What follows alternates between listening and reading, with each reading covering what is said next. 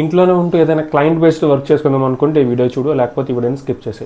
ఇప్పుడు నువ్వు కూడా నాలో ఒక వీడియో ఎడిటర్ అనుకుందాం, ఒక సోషల్ మీడియా మేనేజర్ అనుకుంటాం, మీకు క్లయింట్స్ కావాలి. సో నువ్వు ఎలా చేసుకుంటావు? ఇందులో 2 పాయింట్స్ ఉంటాయి. ఫస్ట్ది ఇన్స్టాగ్రామ్లోకి వెళ్ళి నీకు కనిపించిన ప్రతి ఇన్ఫ్లుయెన్సర్కి మెసేజ్ పెట్టాలి.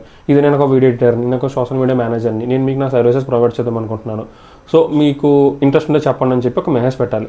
ఆర్ లేదు అనుకుంటే బ్రాండ్స్కి ఎడిటర్ని సోషల్ మీడియా మేనేజర్ని వెతున్న చాలా బ్రాండ్స్ ఉంటాయి ఇన్స్టాగ్రామ్లో, వాళ్ళకి మెసేజ్ పెట్టాలి. లైక్ లిటరలీ పర్ డేకి మినిమం టు మినిమం అట్లీస్ట్ 100 పెడితే నీకు 100లో అట్లీస్ట్ 1 or 2 అన్న రిప్లై ఇస్తారు. సో ఇది నేను ఫాలో అయింది అండ్ డెఫినెట్లీ వర్కౌట్ అవుతుంది, నాకు కూడా వర్కౌట్ అయింది. బట్ వన్ థింగ్, వీళ్ళు కన్సిస్టెంట్గా ఉండరు. వర్క్ ఇస్తారు కొన్ని డేస్, తర్వాత మళ్ళీ వాళ్ళు వేరే వాళ్ళని చూసుకుంటారు, లేకపోతే వాళ్ళు ఇన్ హౌస్లో ఒక ఎడిటర్ని వాళ్ళు సోషల్ మీడియా మేనేజర్ని అపాయింట్ చేసుకుంటారు. ఇది మీరు ఫాలో అవ్వచ్చు, బట్ ఇది మీకైతే పర్మనెంట్ సొల్యూషన్ అయితే ఇవ్వదు. పర్మనెంట్గా క్లయింట్స్ కావాలి అనుకుంటే ఇంకో వే ఉంది, అది సెకండ్ వన్. అదేంటంటే మీరు లెట్స్ మీరు హైదరాబాద్లో ఉన్నారో, వైజాగ్లో ఉన్నారో, ఎనీ బిగ్ సిటీలో ఉన్నారో, Type 2 సిటీస్లో మీరు ఉన్నారు.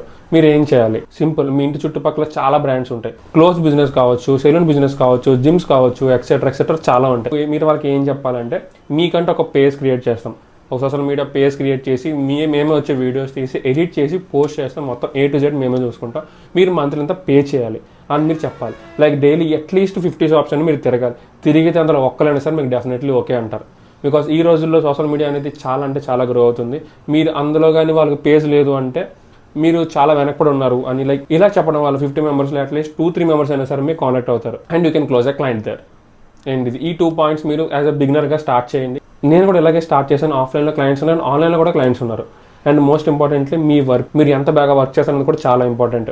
మీ క్లయింట్స్ దొరికారు, అంతా బాగుంది, లాస్ట్ మీ వర్క్ బాగాలేదు అనుకోండి, వాళ్ళు మీతో కంటిన్యూ చేయరు, వాళ్ళు ఇంకో వాళ్ళని వెతుక్కుంటారు.